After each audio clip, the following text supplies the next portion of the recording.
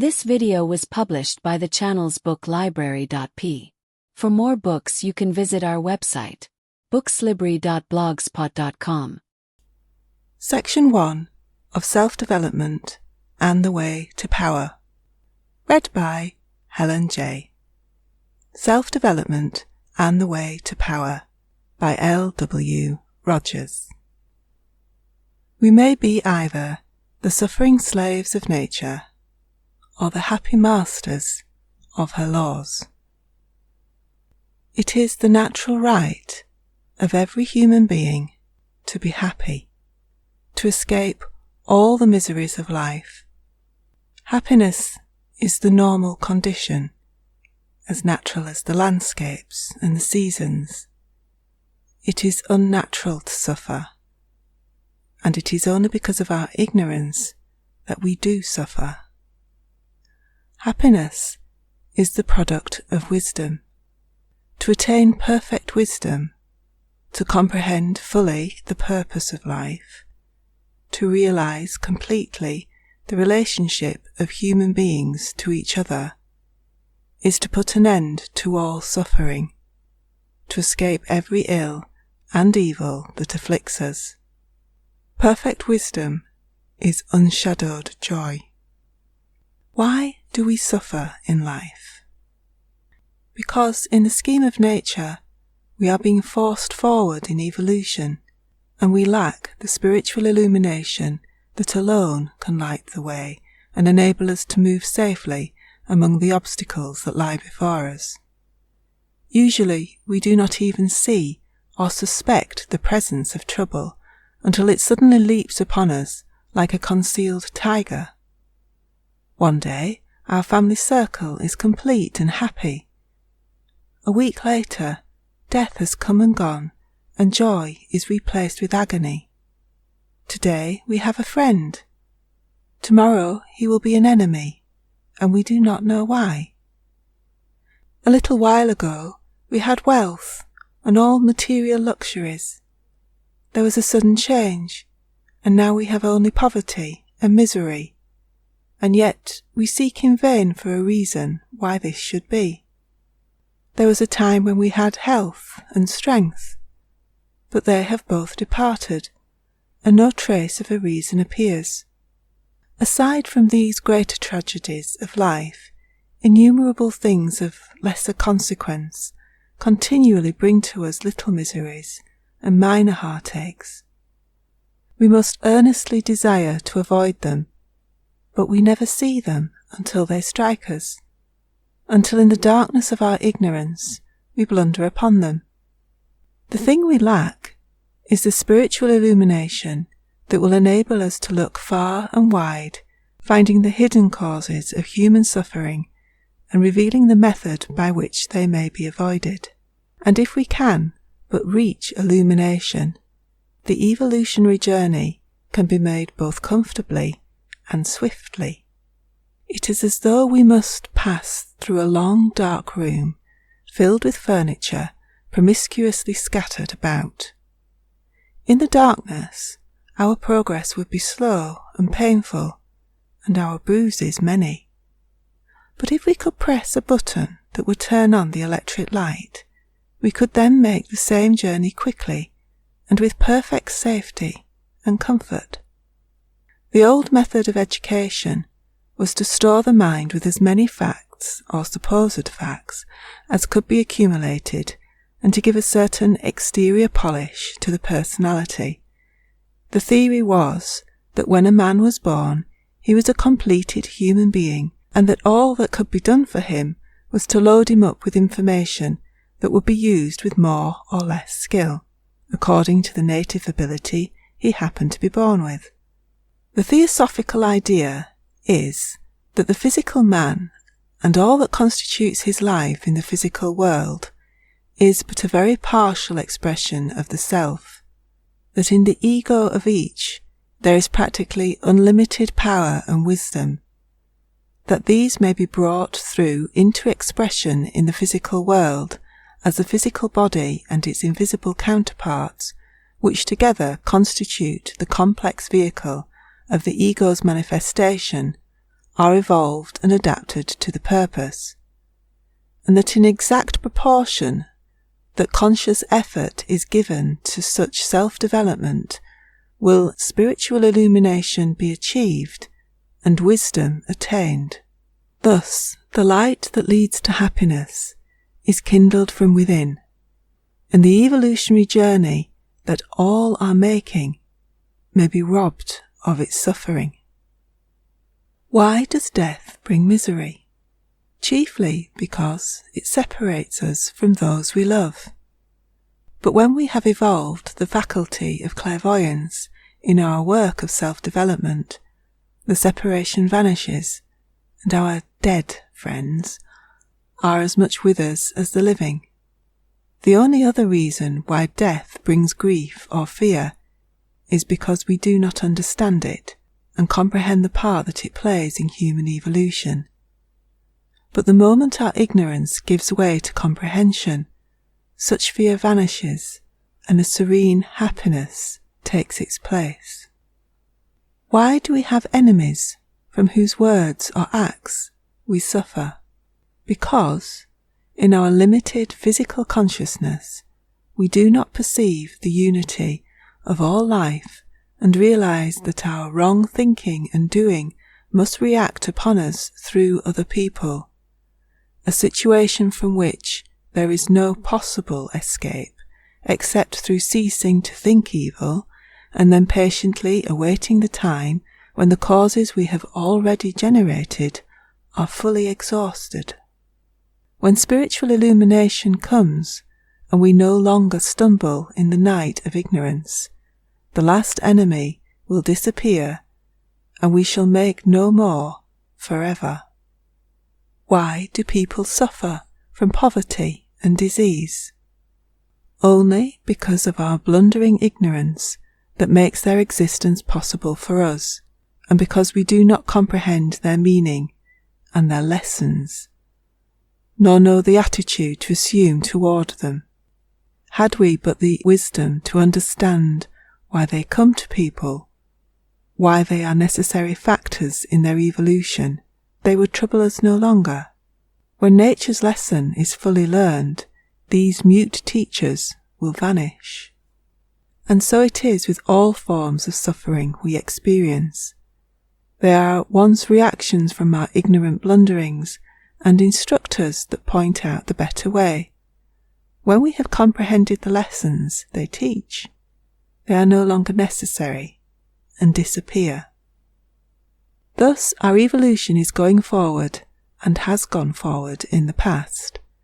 We know that the human race has passed through a long evolution, during which it has acquired 5 senses by which knowledge is gained. Nobody who has given thought to the subject will make the mistake of supposing that this evolution is completed, and that the 5 senses are all we shall ever possess. In this long evolutionary journey, the next thing we shall do is to develop the 6th sense. Some people have already done so, and all are approaching it. This dawning sense is called clairvoyance. Fair investigation will show that the clairvoyant possesses certain powers not common to the majority of people. This is merely the beginning of the development of the 6th sense, and probably, with the majority of clairvoyant, it goes no further than etheric and lower astral sight. In other words, they are able to raise the consciousness only to a grade of matter a little beyond the grasp of ordinary vision, while the properly developed, trained clairvoyant raises his consciousness 2 full planes beyond. The higher the consciousness is raised, the further the horizon of knowledge extends, and the clairvoyant is able to hand down information that appears quite miraculous, but it is perfectly natural. If a certain person were born blind and had never understood any more about eyesight than most people understand about clairvoyance, if this person could know how many doorways were in a large building only by groping along with his hands and thus acquiring the knowledge by touch, and another person who could see should glance along the block and instantly tell the blind man the correct number. That would be to the blind man a miracle. Now, when a clairvoyant sees things at a distance where the physical eye cannot reach, he really does nothing more remarkable. When we see a thing, we receive the vibrations caused by light. That gives the information. When the clairvoyant sees at a distance through what we mistakenly call solid substances, he receives vibrations of matter so fine that it interpenetrates solids as the ether does. Every human being must make, and is making, this long evolutionary journey from spiritual infancy to godlike power and perfection. But there are two ways in which it may be done. We may, as the vast majority do, accept the process of unconscious evolution and submit to nature's whip and spur that continuously urge the thoughtless and indifferent forward until they reach the goal. Or we may choose conscious evolution and work intelligently with nature, thus making progress that is comparatively of enormous rapidity, and at the same time avoid much of what Hamlet called the slings and arrows of outrageous fortune. The degree to which mind can control circumstances and dominate matter is far greater than is generally believed. Our impressions about matter are very illusionary. No form of matter is permanent. Change goes on everywhere, at every instant. By physical laws in the physical body, and by astral and mental laws in our invisible bodies. We are not the same being, physically, mentally, or spiritually, any 2 days in succession. The very soul itself is subject to this law of change.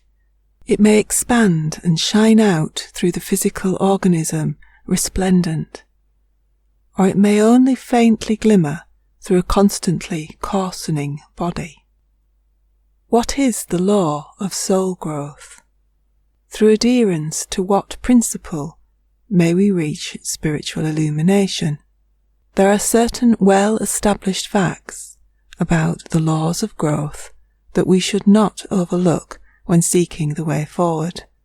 Nothing whatever can grow without use, without activity. Inaction causes atrophy. Physiologists tell us that if the arm be tied to the body so that it cannot be used, it will in time become so enfeebled that it is of no further service. It will wither away. That is nature's law of economy. She never gives life where it is useless, where it cannot or will not be utilized. On the other hand, exercise increases power. To increase the size and strength of muscles, we must use them. This is just as true of mental and moral faculties as it is of the physical body. The only way to make the brain keen and powerful is to exercise it by original thinking. One way to gain soul powers is to give free play to the loftiest aspirations of which we are capable, and to do it systematically instead of at random. We grow to be like the things we think about. Now the reverse of all this must be equally true. To give no thought to higher things, to become completely absorbed in material affairs, is to stifle the soul, to invite spiritual atrophy. Turning our attention to nature, we shall find in the parasite convincing proof of all this. The parasite, whether plant or animal, is living evidence that to refuse or neglect to use an organ or faculty results in being deprived of it. The dodder, says Drummond, has roots like other plants, But when it fixes sucker discs onto the branches of neighbouring plants and begins to get its food through them, its roots perish. When it fails to use them, it loses them. He also points to the hermit crab as an illustration of this great fact in nature, that disuse means loss, and that to shirk responsibility is the road to degeneration. The hermit crab was once equipped with a hard shell and with as good a means of locomotion as other crabs. But instead of courageously following the hardy life of other crustaceans, it formed the bad habit of taking up its residence in the cast-off shells of mollusks.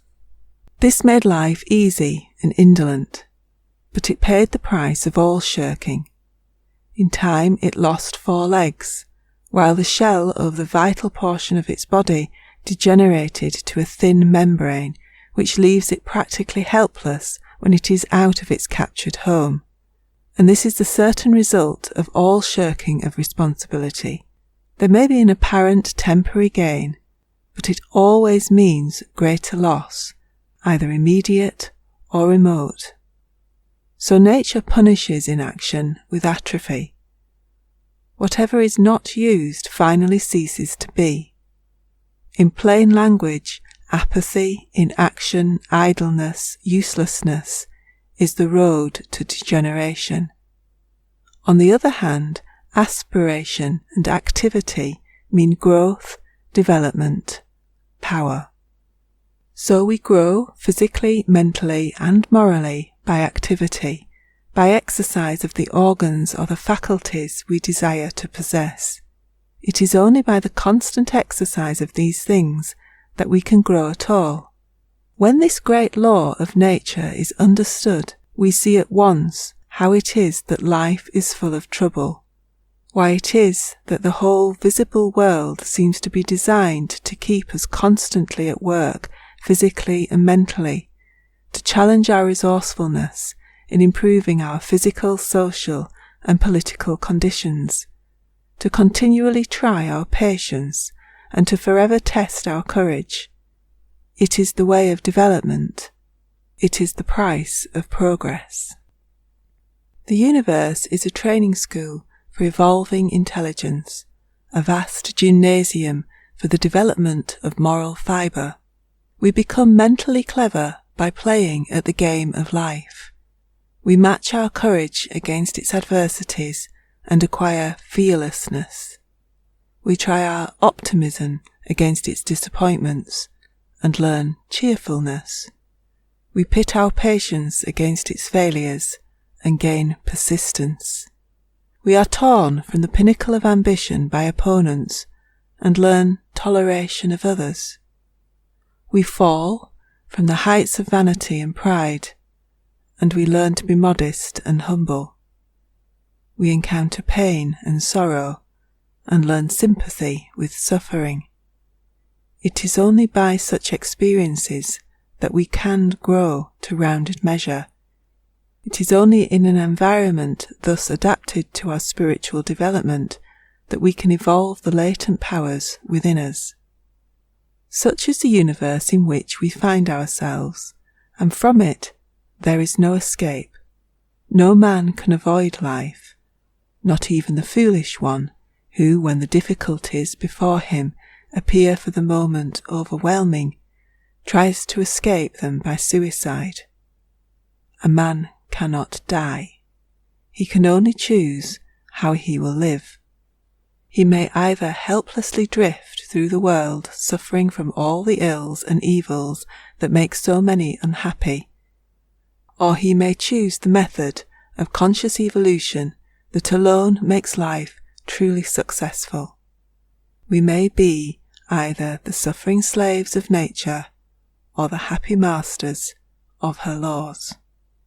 Now, all powers possessed by any human being, no matter how exalted his position in evolution or how sublime his spiritual power, are latent in all human beings and can, in time, be developed and brought into action. Of course, there is no magic rule by which the ignoramus can instantly become wise, or by which a brutal man can be at once transformed into a saint. It may require scores of incarnations to accomplish a work so great. But when a man reaches the point in his evolution where he begins to comprehend the purpose of life and to evolve the will to put forth his energies in cooperation with nature, his rise to wisdom and power may be swift indeed. But this transformation from the darkness of ignorance to spiritual illumination, from helplessness in the fell clutch of circumstance to power over nature, must be brought about by his own efforts, for it is a process of evolution, of forcing the latent to become the active. Therefore, one must resolve to take oneself in hand for definite and systematic self-development. Nobody else can do the work for us. Certain moral qualities must be gained before there can be spiritual illumination and genuine wisdom, and such qualities, or virtues, have to be evolved by the laws under which all growth occurs. It is just as impossible to acquire a moral quality by reading about its desirability as to evolve muscular strength by watching the performance of a group of athletes. To gain muscular strength, one must take part in the physical activities that produce it. He must live the athletic life. To win spiritual strength and supremacy, he must live the spiritual life. There is no other way. He must first learn what mental and moral qualities are essential and how to gain them, and then set earnestly about the work of acquiring them. The first thing necessary is to get a clear understanding of the fact that the physical body is not the self, but only a vehicle or instrument through which the self is being manifested in the visible world. The body is as much your instrument as the hand is, or as your pen is. It is a thing which you, the self, use, and a clear conception of this fact, a feeling that this is the fact, is the first step toward that absolute control of the physical body that lays the foundation for success in conscious evolution. When we feel that in managing the physical body we are controlling something that is not ourself, we are fairly started on the right road. Now there are 3 things that a person must possess to be successful in self-development. If he has not these 3 qualifications, he will make but little progress. But, fortunately, any lacking quality can be evolved, and if one does not possess these 3 necessities, his first work is to create them. These 3 things are an ardent desire, an iron will, and an alert intelligence. Why are these 3 qualifications essential to success? And what purpose do they serve? End of section 1.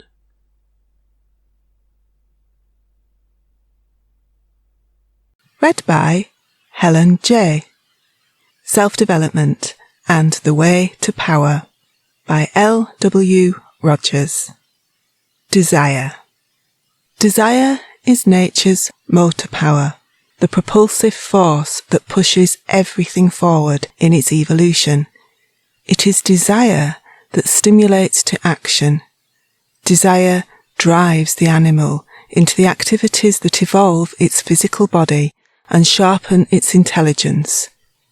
If it had no desire, it would lie inert and perish. But the desire for food, for drink, for association with its kind impel it to action, and the result is the evolution of strength, skill, and intelligence in proportion to the intensity of its desires. To gratify these desires, it will accept battle, no matter how great may be the odds against it, and will unhesitatingly risk life itself in the combat. Desire not only induces the activity that develops physical strength and beauty, but also has its finer effects. Hunger compels the animal not only to seek food, but to pit its cunning against that of its prey. Driven forward by desire, it develops, among other qualities, strength, courage, patience, endurance, intelligence. Desire plays the same role with man at his higher stage of evolution. It stimulates him to action, and always, as his activity satisfies his original desire, a new one replaces the old and lures him on to renewed exertion. The average young man beginning his business career desires only a comfortable cottage, but when that is attained, he wants a mansion. He soon tires of the mansion and wants a palace. Then he wants several, at the seaside, in the city, and on the mountains. At first he is satisfied with a horse, then he demands an automobile, and finally a steam yacht. He sets out as a youth to earn a livelihood and welcomes a small salary. But the desire for money pushes him into business for himself, and he works tirelessly for a competence. He feels that a small fortune should satisfy anybody, but when he gets it, he wants to be a millionaire. If he succeeds in that, then he desires to become a multimillionaire. Whether the desire is for wealth, or for fame, or for power, the same result follows. When the desire is satisfied, a greater one takes its place and spurs the ambitious one to still further exertion. He grasps the prize he believes to contain complete satisfaction, only to discover that while he was pursuing it, desire had grown beyond it, and so the goal he would attain is always far ahead of him. Thus are we tricked and apparently mocked by nature until we finally awake to the fact that all the objects of desire, the fine raiment, the jewels, the palaces, the wealth, the power, are but vain and empty things, and that the real reward for all our efforts to secure them is not these objects at all, but the new powers we have evolved in getting them, powers that we did not before possess, and which we should not have evolved but for nature's great propulsive force, desire. The man who accumulates a fortune by many years of persistent effort in organising and developing a business enterprise, by careful planning and deep thinking, may naturally enough look upon the fortune he will possess for the few years before it passes on to others as his reward. But the truth is that it is a very transient and perishable and worthless thing compared to the new powers that were unconsciously evolved in getting it, powers that will be retained by the man and be brought into use in future incarnations. Desire, then, plays a most important role in human evolution. It awakens, stimulates, propels. What wind is to the ship, what steam is to the locomotive, desire is to the human being. It has been written in a great book, Kill Out Desire, and elsewhere it is written, Resist not evil. We may find in similar exalted pronouncements truths that are very useful to disciples, but which might be confusing and misleading to the man of the world if he attempted to literally apply them. Perhaps for the average mortal, kill out desire might be interpreted transmute desire. Without desire, man would be in a death-like and dangerous condition, a condition in which further progress would be impossible. But by transmuting the lower desires into the higher, he moves steadily forward and upward without losing the motive power that drives him forever onward. To transmute desire, to continually replace the lower with the higher, really is killing desire out, but it is doing it by the slow and safe evolutionary process. As to crushing it suddenly, that is simply impossible, but substitution may work wonders. Suppose, for example, that a young man is a gambler and his parents are much distressed about it. The common and foolish course is to lecture him on the sin of gambling and to tearfully urge him to associate only with very proper young men. But the young gambler is not in the least interested in that sort of a life, which appears to him to be a kind of living death, and such entreaty does not move him. His parents would do better by looking more closely into the case. Why is he a gambler? He desires money. He seeks excitement. He wants to live in an atmosphere of intense life and activity. Very well. These desires are quite right in themselves. It is useless to try and crush them. It is nonsense to argue that he does not want these things. Clearly enough, he does want them, and that is precisely why he gambles. Then do not attempt the impossibility of killing the desire, but change the objects of his desires. Say to him, "You desire money and a life full of turbulence and excitement. Well, you can get all that in a better and legitimate way and have the respect of your friends besides. You can go into politics. That is a field within the pale of the law, and in it you can have scope for all the energy and activity and intensity of life you long for, with all the element of chance which you find so attractive. And when the young man has had his fling there and tires of it, then something else can be attempted. But to try to crush desire and curb the outrushing life is both foolish and impossible. We can only direct it. There are, of course, certain gross desires that must be gotten rid of by the most direct and least objectionable method. And when one really desires to be free from a given vice or moral weakness and sets earnestly and intelligently about it, his release is not so difficult as the complete tyranny of most vices would lead one to suppose. There is a process by which any of us may be free if we will take the trouble to patiently put it into practice. This method will apply to any desire from which we wish to be released. For example, let us take the person who has a settled desire for alcoholic stimulants, but really wishes to be rid of it forever. Many people who are thus afflicted to the point where they occasionally become intoxicated feel, when they recover their normal condition, that no price would be too great to pay for freedom from this humiliating habit. As a rule, such a man tries to close his eyes to his shame and forget it, promising himself that he will be stronger when the temptation again assails him. But it is just this putting it aside, this casting it out of his mind, that perpetuates his weakness. He instinctively shrinks from dwelling upon the thought of whither he is drifting, so he puts the unpleasant subject aside altogether, and when the inner desire asserts itself again, he finds himself precisely as helpless as before. Now, his certain method of escape from this tyranny of desire is to turn his mind resolutely to an examination of the whole question. Let him look at the facts in the face, however humiliating they may be. He should call his imagination to his assistance.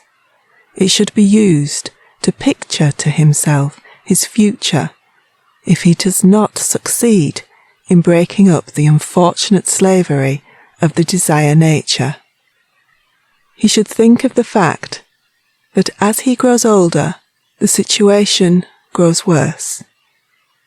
He should picture himself as the helpless, repulsive sot, with feeble body and weakening mind, and reflect upon the humiliation he must endure, the poverty he must face, and the physical and mental pain he must bear in the future if he now fails to break the desire ties that bind him.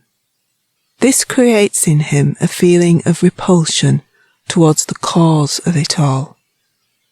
And if he continues to think daily upon this hideous picture of what he is slowly drifting toward, if he daily regards it all with a feeling of slight repulsion, then even within a month or two, he will find that his desire for drink is slowly fading out.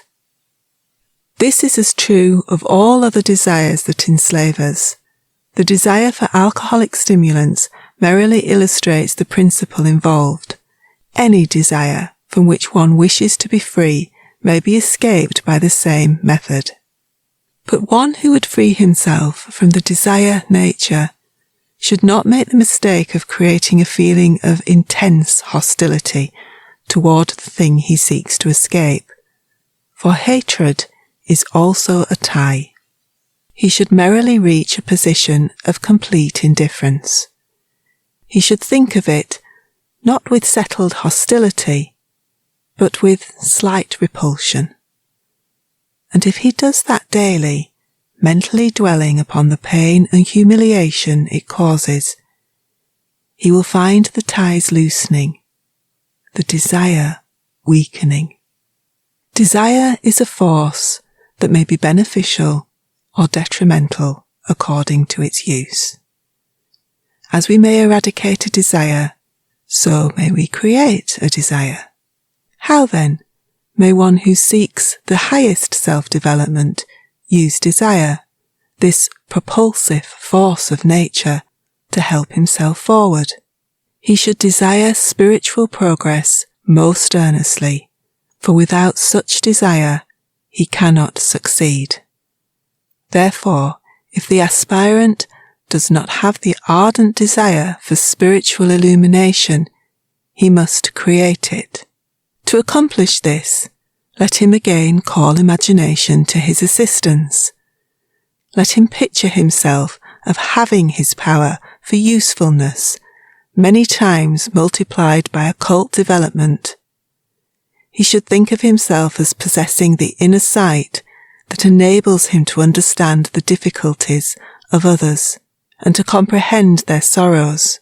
He should daily think of the fact that this would so broaden and quicken his sympathies that he would be enormously more useful in the world than he can now possibly be, and that he could become a source of happiness to thousands. Let him reflect that as he gets farther along in occult development and in unselfishness and spirituality, he may have the inestimable privilege of coming into contact with some of the exalted intelligences that watch over and assist the struggling aspirants on their upward way. He should daily recall the fact that he is now moving forward toward a freer, richer, more joyous life than he has yet known, and that every effort brings him nearer to its realization. Thus, dwelling on the subject in its various aspects, he creates the ardent desire that serves to propel him forward. If he feels that these things make an ideal a little too high for him at present, he may reach that point by degrees. He may at first dwell in thought upon the personal satisfaction that would come from the possession of astral sight. Let him reflect upon what it would mean to be conscious of the invisible world, to have all its wonders laid open before him, to be able to consciously meet the so-called dead, including his own friends and relatives, to be able to have the positive proof that we survive the death of the physical body, to be able to become one of the invisible helpers of the world, to have available the priceless advantages of the astral region, and to bring the consciousness of all this into the physical life. That is certainly worth all the time and effort required to attain it. Thus, thinking constantly of the widened life and added powers it would confer, the desire to move forward in self-development will be greatly stimulated. But the student should always keep it in mind that the real purpose of acquiring new powers is to increase his capacity for service to the race, and that he who falls short of that ideal walks upon dangerous ground. End of section 2.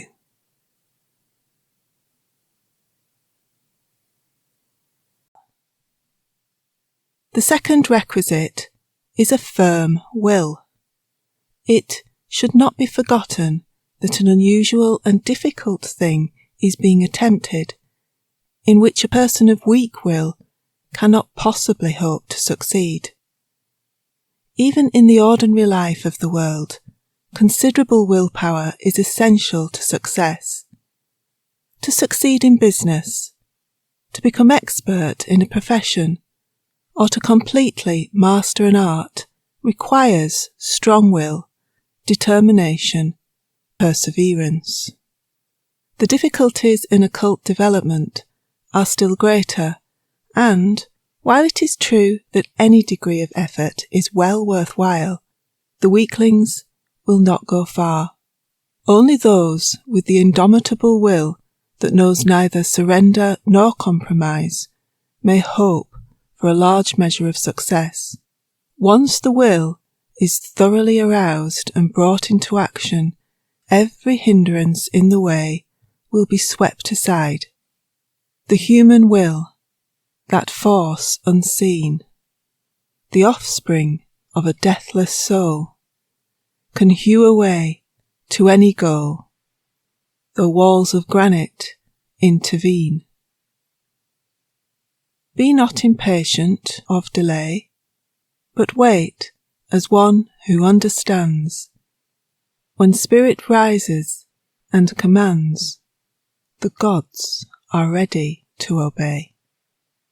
Mighty indeed is this force when aroused, but a person may be easily deceived about his will. He is likely to think that his will is much stronger than it really is. He may say to himself, "Oh yes, I would go through anything for the sake of the higher life and spiritual illumination." But that is no guarantee that after a few months of monotonous work he may not abandon it, unless he adopts the wise plan of strengthening his will as he moves forward. Let him begin this by testing his present strength of will, but let him not be discouraged by the result. He should remember that whatever he lacks in willpower, he can evolve by proper effort. To find out whether he really has much strength of will, a person may begin to observe to what extent he permits his daily plans to be modified or entirely changed by the things that run counter to his will. Does he hold steadfastly to his purpose, or does he weakly surrender to small obstacles? Has he the willpower to even begin the day as he has planned it? The evening before, he decides that he will rise at 6 o'clock the next morning. He knows there are certain excellent reasons why he should do so, and he retires with the matter fully decided. It is positively settled that at exactly 6 o'clock the day's programme shall begin. But when the clock strikes that hour the next morning, he feels strongly disinclined to obey the summons. It involves some bodily discomfort to rise at that moment, and he concludes that, after all, perhaps he was a bit hasty the evening before in fixing upon that hour. Whereupon he reconsiders the matter and makes it 7, and when that time arrives, he generously extends it to 8 o'clock. The hour, of course, is unimportant, but whatever may have been the hour that was previously determined upon, the keeping of that determination is of the greatest importance, and the failure to put the resolution into effect is evidence of the possession of a weak will. Now all this proves that such persons have very little real willpower, for they permit the desire for trifling bodily comfort to set their plans aside.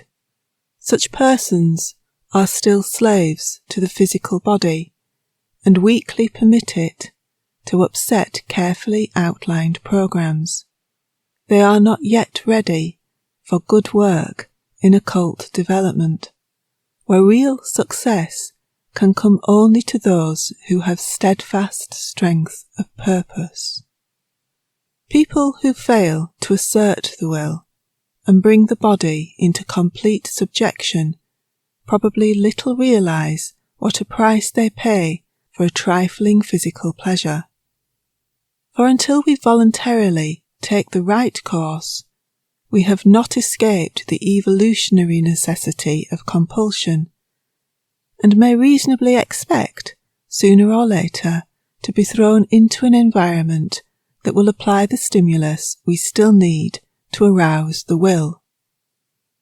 It may be unpleasant while it is occurring, but what better fortune could befall an indolent man than to find himself in circumstances where his poverty or other necessity compels him to subordinate bodily comfort to the reign of the will? Nature provides the lessons we require. We may wisely cooperate with her and thus escape the sting. But so long as we need the lesson, we may be quite sure that it awaits us. All the business activities of the world are developing the will. Through them, will and desire work together in evolving latent powers. Desire arouses willpower. A man desires wealth, and the desire plunges him into business activities and stimulates the will, by which he overcomes all the difficulties that lie in his way. Ardent desire for an education arouses the will of the student, and the awakened will triumphs over poverty and all other barriers between him and the coveted diploma.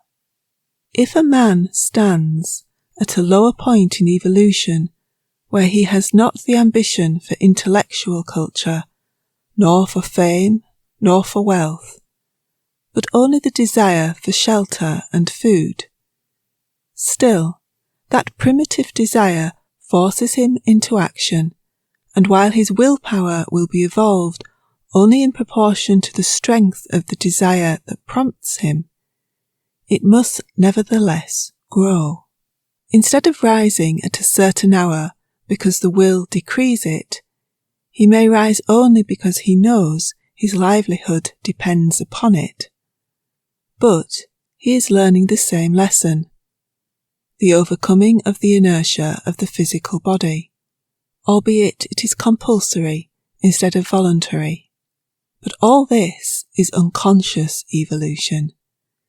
It is the long, slow, painful process. It is the only way possible for those who are not wise enough to cooperate with nature in her evolutionary work, and thus rise above the necessity of compulsion. How, then, may we develop the will when it is so weak that we are still the slaves of nature instead of the masters of destiny? Willpower, like any other faculty, may be cultivated and made strong. To do this, one may plan in advance what he will do under certain circumstances, and then carry out the programme without evasion or hesitation when the time arrives. His forethought will enable him to do this if he does not undertake things too difficult at first. Let him resolve to do at a certain hour some small thing which, in the ordinary course of his duties, he sees is necessary but unpleasant, and then firmly resolve in advance that exactly at the appointed time he will do it. Thus fortified before the trial comes, he will probably go successfully through with it, after once deciding upon the time there should be no postponement and not an instant's delay when the moment arrives. One of the things we have to learn is to overcome the inertia of the physical body. And many people are not really awake on the physical plane because they have not done so. To a certain extent, they are dead within the physical body, for it is a condition much nearer death than that supposed death of one who no longer has the physical body. The inert mass of physical matter in which such people are functioning leaves them only half alive until they have aroused themselves from its domination. They remind one of the lines, "Life is a mystery, death is a doubt, and some folks are dead while they're walking about." This inertia of the physical body that so often renders people nearly useless is very largely a matter of habit and can be overcome to a surprising degree by simply using a little willpower. Everybody is familiar with the fact that it is sometimes much easier to think and act than at other times. But perhaps it is not so well known that the dull periods can invariably be overcome by an effort of the will, and the physical body be made to do its proper work. An actor or lecturer, after months of continuous work, may find the brain and body going tired and dull. He may feel, when going before his audience, that he has not an idea, nor the wit to express it, were someone else to furnish it. Yet, by an effort of the will, he can quickly overcome the condition and change from stupidity to mental alertness and intensity of thought. The self is never tired. It is only the physical body that grows weary. It is true that it has its limitations and must not be overtaxed and driven beyond endurance, as a tired horse is sometimes cruelly urged forward with whip and spur. Judgment must always be used in determining one's capacity for work. But that which is to be done should never be done draggingly, with the inertia of the physical body marring the work.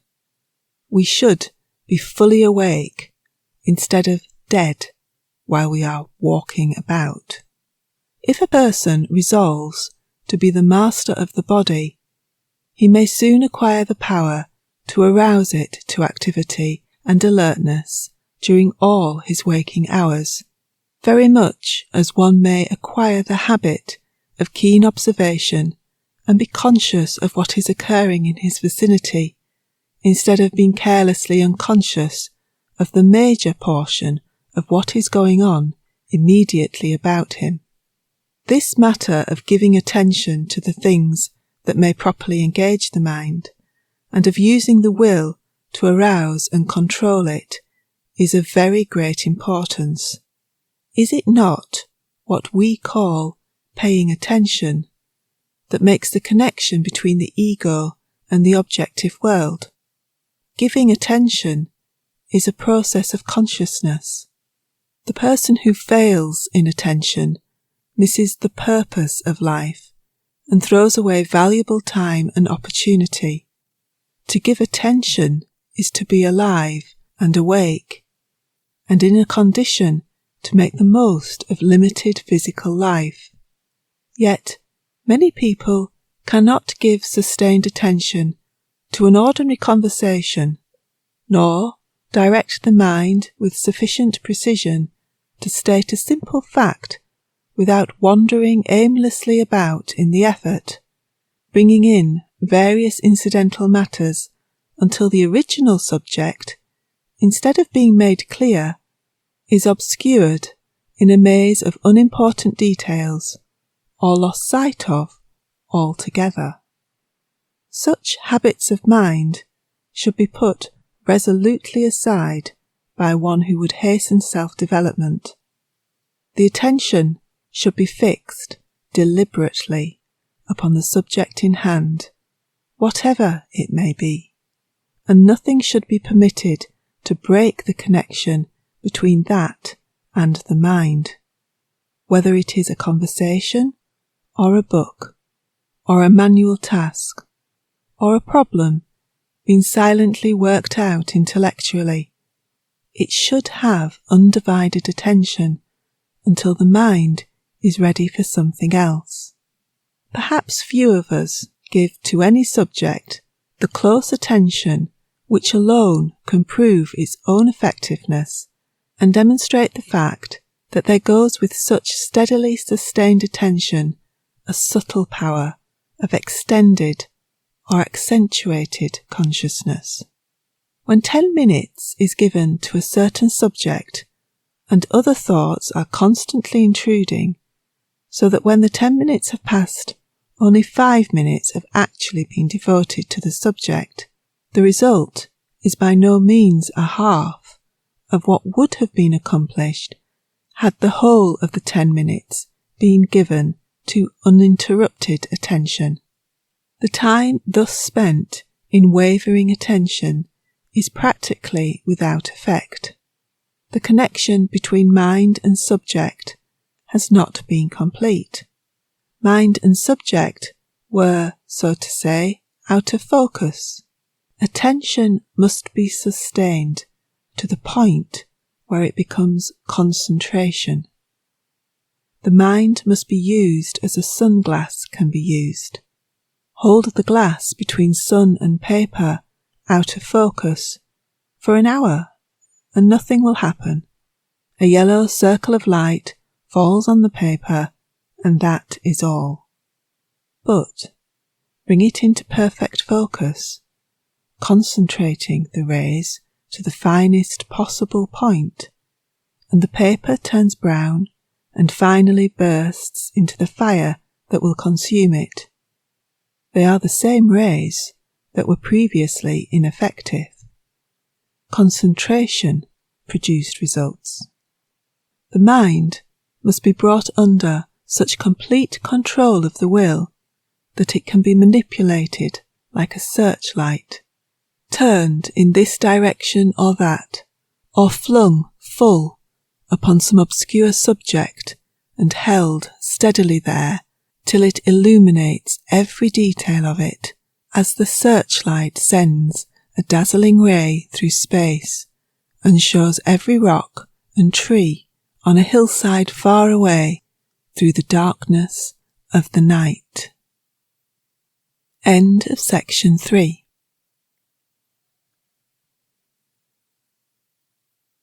Be supplemented by an alert mind.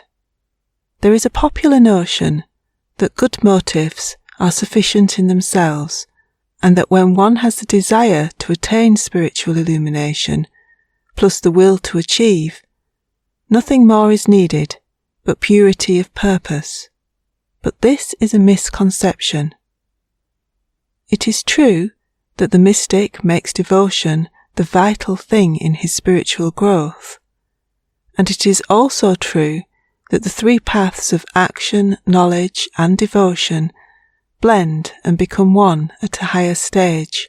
But while there are methods of development in which intellect is not at first made a chief factor, it can by no means be ignored in the long run, nor are we now considering those methods. A good intellect, therefore, is a necessary part of the equipment. Good motives play a most important part indeed in occult progress. They safeguard the aspirant on his upward way. Without pure motives, without a large measure of unselfishness, the greatest dangers would encompass him. But good motives cannot take the place of good sense and relieve him of the necessity of thinking. He must develop judgment and discrimination. There are things he must know, and he must use his knowledge, or difficulties will follow no matter how noble may be his intentions. Suppose, for illustration, that 2 men set out upon a dark night to cross a wild and rugged piece of ground, one with bad motives, and the other with good. One is going out to rob a house, and if need be, to kill anybody who might try to interfere with his plans. His motives are very bad, but he has perfect knowledge of the dangerous ground he is to cross, and he will therefore travel over it in safety. The other man has the best of motives. He is going to spend the night with a sick and helpless neighbour, but he has no knowledge of the rough and treacherous ground he must cross in the darkness, and his good motives will not insure him against stumbling over the stones or falling into a ditch and breaking his arm. Good motives are not enough. We must know. Progress in occultism is impossible without knowledge. But how is a keen, alert intelligence to be acquired if we do not possess it? Like any other latent faculty or power, it may be evolved. As the physical strength may be steadily increased by constant exercise of the muscles, so mind may increase in power by systematic work. It should be exercised in original thinking. A stated period, if only quarter of an hour daily, can be set aside for the purpose. A book on a serious subject will furnish material, but the too common method of reading, of following the author lazily and accepting whatever he sets forth as a matter of course, is of little value. One must read with discrimination, receiving the ideas offered as a juryman would receive testimony from a witness, considering it from every possible viewpoint, examining it in the light of known facts, turning it over in the mind, weighing it thoughtfully, and accepting or rejecting according to its reasonableness or its lack of reason. In such mental work for intellectual growth, each paragraph can be considered by itself, and only a small portion of the time should be given to the reading, while the remainder is devoted to pondering over what has been read.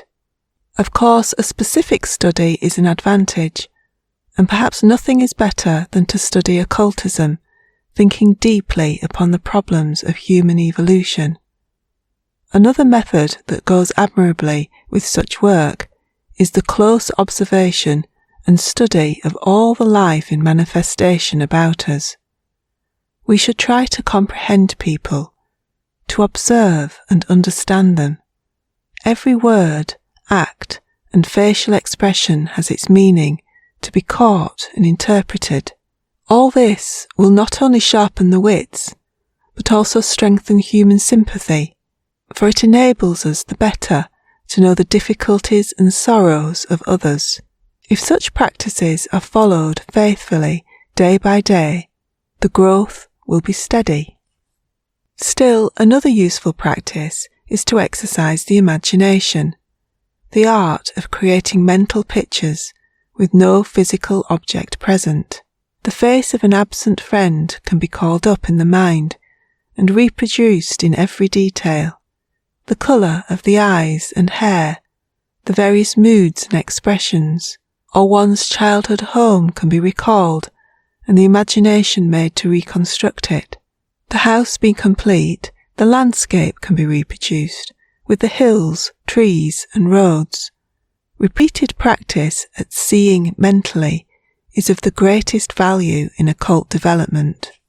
While the aspirant is thus working to improve the three essential qualifications of desire, will, and intelligence, to intensify his desire to possess powers for the helping of others, to strengthen the will to get such powers, and to steadily improve the intellect, he should also be giving most earnest attention to meditation, for it is through this practice that the most remarkable results may be produced in the transformation of his bodies, visible and invisible, through which the ego manifests itself in the physical world. In the degree that these are organized and made sensitive and responsive, they cease to be limitations of consciousness. Such sensitiveness and responsiveness may be brought about by meditation, together with proper attention to the purification of the physical and astral bodies, for purity and sensitiveness go together. Meditation is a subject so very important to the aspirant that specific instructions should guide him. The average person, used to the turbulent life of Occidental civilization, will find it a sufficiently difficult matter to control the mind, and to finally acquire the power to direct it as he desires, even with all the conditions in his favour. The serene hours of morning are the most favourable of the 24 for meditation. Regularity has a magic of its own, and the hour should be the same each morning. To be alone in surroundings as quiet as possible is another essential. The most desirable time for meditation is soon after awakening in the morning. Before turning the mind to any of the business affairs of the day, let the aspirant sit calmly down and meditate upon any wholesome thought, like patience, courage, or compassion, keeping the mind steadily upon the subject for 5 minutes. 2 very important things are being accomplished by such meditation. First, we are getting control of the mind and learning to direct it where and how we choose. And second, we are attracting and building into the bodies we possess certain grades of imponderable matter that will make thinking and acting along these lines easier and easier for us until they are established habits and we actually become, in daily life, patient, courageous, and compassionate. Whatever qualities or virtues we desire to possess may be gained through the art of meditation and the effort to live up to the ideal dwelt upon daily by the mind. While it is absolutely true that any human being can make of himself that which he desires to be, can literally raise himself to any ideal he is capable of conceiving, it must not be supposed that it can be done in a short time and by intermittent effort. We sometimes hear it said that all we need to do is to realize that all power is within us, when, presto, we are the thing we would be. It is quite true that we must realize their existence before we can call the latent powers into expression. But the work of arousing the latent into the active is a process of growth, of actual evolutionary change. The physical body as it is now is not sensitive enough to respond to subtle vibrations. Its brain is not capable of receiving and registering the delicate vibrations sent outward by the ego. And the task of changing it so that it can do so is not a trifling or easy one, but every effort produces its effect, and to the persistent and patient devotee of self-development, the final result is certain. But it is not a matter of miraculous accomplishment. It is a process of inner growth. There are, it is quite true, cases in which people who have entered upon this method of self-development have, in a short time, attained spiritual illumination, becoming fully conscious of the invisible world and its inhabitants, while awake in the physical body, extending the horizon of consciousness to include both worlds, and coming into possession of the higher clairvoyance that enables one to trace past causes and modify impending effects. But such people are those who have given so much attention to self-development in past lives that they now have but little more to do in order to come into full possession of occult powers. Sometimes it requires little more than the turning of their attention to the matter. Becoming a member of the Theosophical Society or seriously taking up theosophical studies is sometimes the final step that leads to the opening of the inner sight. But how can one know to what point he may have advanced in the past, and where he now stands? How may we know whether there is but a little work ahead, or a great deal? We cannot know, nor is it important to know. The person who should take up the task merely because he thinks there is little to do would certainly fail. The very fact that he would not venture upon the undertaking if he thought the task a difficult one is evidence that he has not the qualifications necessary for the success of the occult student. Unless he is filled with a longing to possess greater power to be used in the service of humanity, and fired with an enthusiasm that would hesitate at no difficulties, he has not yet reached the point in his evolution where he awaits only the final steps that will make him a disciple. But even the absence of the keen desire for spiritual progress, which is the best evidence of the probability of success, should not deter anybody from entering upon the systematic study of theosophy and devoting to it all the time and energy he can. Nor should the thought that many years might pass without producing any very remarkable results lead him to conclude that the undertaking would not be a profitable one.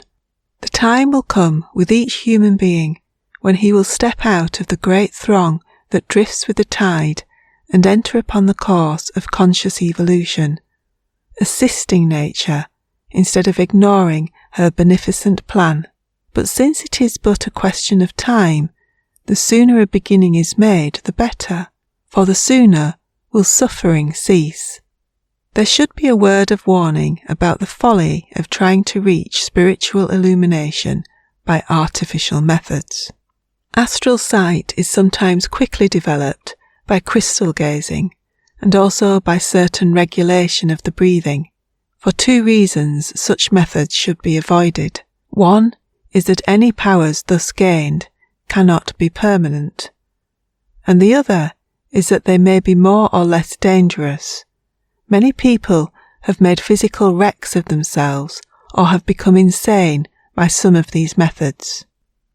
There are those who advertise to quickly teach clairvoyance for a consideration, as though spiritual powers could really be conferred instead of evolved. It is true that efforts towards the evolution of such powers may be enormously aided by teachers, but such instruction cannot be bought, and the offer to furnish it for money is the best evidence of its worthlessness. Those who teach this ancient wisdom select their own pupils from the morally fit, and tuition can be paid only in devotion to truth and service to humanity. That is the only road that leads to instruction worth having, and until the aspirant is firmly upon that sound moral ground, he is much better off without powers, the selfish use of which would lead to certain disaster. But how shall the pupil find the teacher? He need not find him at first, so far as the limited consciousness is concerned. Long before he knows anything of it in his waking hours, he may be receiving instruction while he is out of the physical body during the hours of sleep. The teacher finds the pupil long before the pupil suspects that the teacher exists, and since it is the pupil who has the limited consciousness, it is quite natural that it should be so. Thus, it is inevitable that all who enter upon the way that leads to spiritual illumination must long remain ignorant of the fact that any teachers are interested in them, or that anybody is giving the slightest attention to them. Naturally enough, one cannot know until the moment arrives when his brain has become sufficiently sensitive to retain a memory of at least a fragment of his superphysical experiences. But what leads to the selection of the pupil? His earnestness, his unselfishness, his devotion, his spiritual aspirations. There is an old occult maxim to the effect that when the pupil is ready, the master is waiting. They have need of many more than are ready to be taught. Those who lead and enlighten watch eagerly for all who will qualify themselves to enter upon the upward way. Every human being gets exactly what he fits himself to receive. He cannot possibly be overlooked. By his spiritual aspiration, each lights the lamp in the window of his soul, and to the watchers from the heights, that light against the background of the overwhelming materiality of our times must be as the sun in a cloudless sky. Other things come later, but these simpler things, to realize the necessity for conscious evolution, to comprehend the method of soul development, to take full control of the mind and the physical body, to resolutely curb the grosser desires and to give free rein to the higher aspirations are the first infant steps in the self-development that leads to illumination. Then we begin to discover that this very desire for greater spiritual power is generating a force that carries us forward and upward. We soon begin to observe actual progress. The brain becomes clearer, the intellect keener. Our sphere of influence grows wider. Our friendships become warmer. Aspiration lifts us into a new and radiant life, and the wondrous powers of the soul begin to become a conscious possession. And to this soul growth there is no limit. The aspirant will go on in this life and others, with an ever-extending horizon of consciousness, until he has the mental grasp of a Plato, the vivid imagination of a Dante, and the intuitive perception of a Shakespeare. It is not by the outward acquirement of facts that such men become wise and great. It is by developing the soul from within until it illuminates the brain with that flood of light called genius. And when, through the strife and storm, we finally reach the tranquility of the inner peace, we shall comprehend the great fact that life really is joy when lived in the possession of spiritual power and in perfect harmony with the laws of the universe. With even these first steps in occult achievement, the aspirant enters upon a higher and more satisfactory life than he has ever known. Literally, he becomes a new man. Gradually, the old desires and impulses fade away, and new and nobler aspirations take their place. He has learned obedience to law, only to find that obedience was the road to conquest. He has risen above the gross and sensuous by the power of conscious evolution, and, looking back upon what he has been with neither regret nor apology, he comprehends that significant thought of Tennyson: on stepping stones of their dead selves, men rise to higher things. End of Self-Development and the Way to Power by L. W. Rogers.